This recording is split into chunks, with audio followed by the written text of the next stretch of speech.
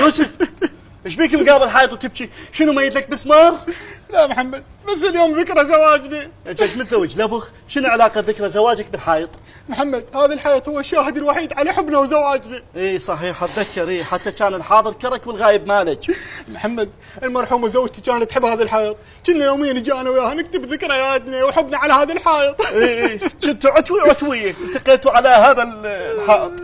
ايش معنى زين هذا الحائط من دون بقيه الحطاطين؟ محمد، زين هذا الحائط بيننا انا وياها، انا كنت الخلفي وهي كانت العامل، وكنت اصيح لها جص طابوق جص طابوق جص طابوق جص كافي راح تبني عماره. ومن ماتت اليوم كل ما استذكر زواجنا اجي هنا انا واصيح جص طابوق جص طابوق. شلون بهذا الخلف؟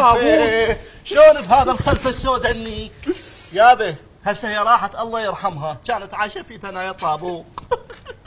هذا قلبها ومر من وراك ايش كبره. بس لازم تشوف روحك، اي لازم تشوف روحك، بعدك شاب صغير. اخوي شوف لك سياج، شوف لك بيت، شوف لك بيت حلال.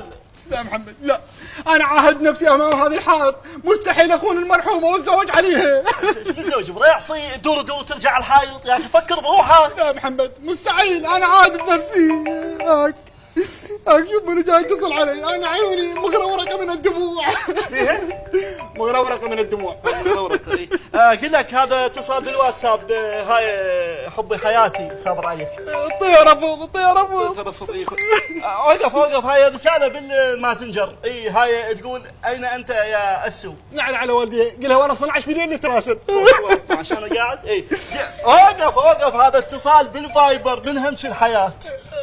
الطياره اقول لك انت هذول ليش ما تجمعها كل المصحين جس طابق وتسوي طابق ثاني؟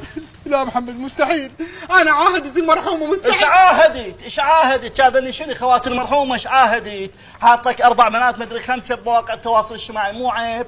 ادري اذا انت كبير هيك تسوي، لو مراهق كاش سويت بالواتساب خليك بنيه، بالفايبر بنيه، بالماسنجر بنيه. بابا عيب بنات الناس مو لعبه بيديكم.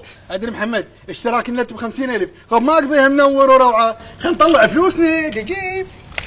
سويت تبكي على الحائط وحب حياتي واموت عليك وراسب لك قلب كان بيكر. الله يلا عادي. فاتها على روح. قل لك شو اسم المرحومه؟ جص طابوق.